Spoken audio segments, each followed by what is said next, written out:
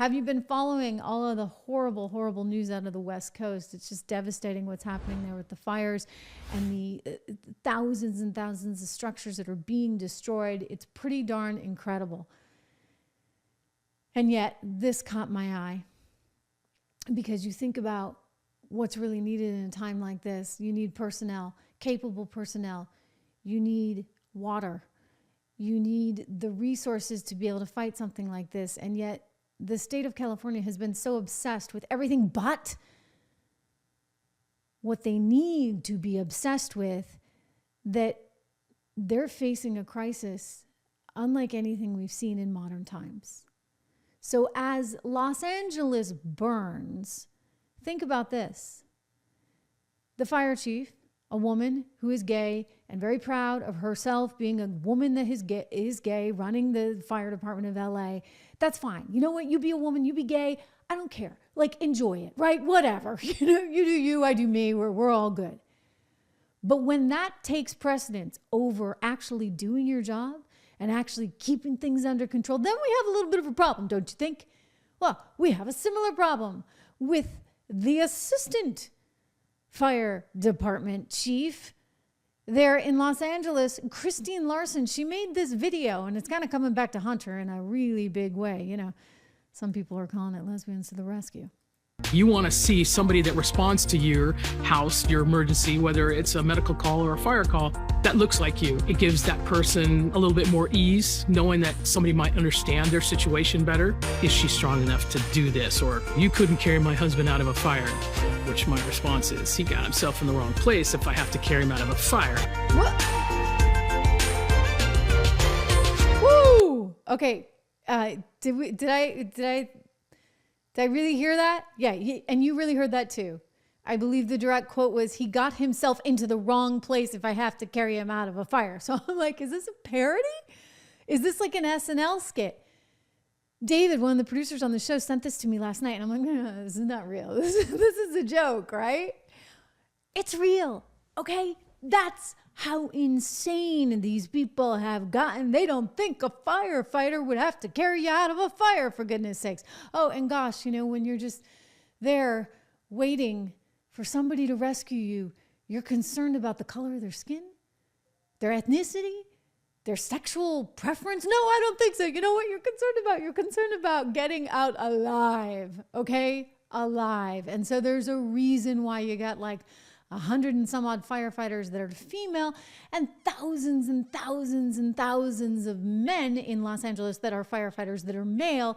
A lot of that has to do with just sheer physical capability, which, I'm sorry, if you're in a fire, kind of matters, don't you think? Here's the fire chief talking about everything but fires. I'm super inspired. She took time out of her already busy schedule to tell us about her vision for the department's future, one that includes a 3-year strategic plan to increase diversity. People ask me, well, what number are you looking for? I said, I'm not looking for a number. It's never enough. Out of 3,300 city firefighters, only 115 are women right now. She's already looking at ways to change that. She's quick to point out that doing so has a greater purpose, attracting the best and brightest for the job. They feel included, they feel valued, and they feel part of a cohesive team. The chief also checks another box when it comes to inclusivity and diversity at this department. She's a proud member of the LGBTQ community. That just kind of opens the door of people that thought, wow, I didn't even know that that was an opportunity for me. I'm sorry. You know what? We can't laugh. This is not funny. This is disgusting. This is what is so wrong with all the DEI garbage that we've had to deal with over the last 4 years, 8 years. This nonsense that you get a job because of the color of your skin or your sexual preference or your sex. That's why they're giving you the job, as opposed to, well, maybe you're the best one for the job, which, I'm sorry, when it comes to just rescuing people out of a fire, you kind of want the big strong man with the big strong muscles, right? Like, think of the brawny towel guy, right? Like your big firefighter. They're in great shape because they have to be, not to mention carrying all the equipment around on their backs.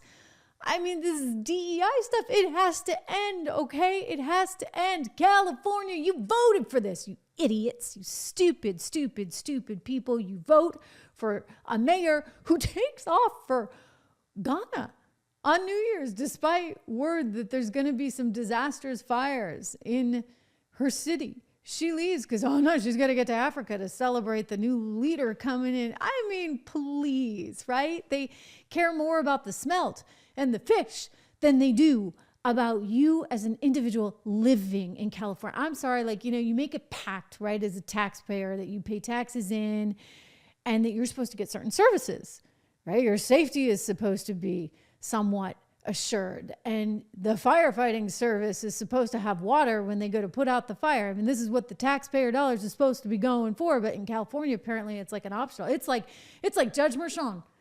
You pick A, B, or C. You just think he's guilty. You just pick A, B, or C. In California, they're like, maybe we'll consider patrolling the streets. Maybe we'll consider arresting criminals. Maybe we'll put water in the hydrants. Maybe we'll get around to getting you out of a fire. But if you're a guy and it's lovely Karen coming to rescue you, well, she's going to remind you. Sorry, it's Christine Larson coming to rescue. She's going to remind you. You shouldn't have gotten yourself in a fire in the first place, right? I mean, this is the attitude, and this is what's so crazy.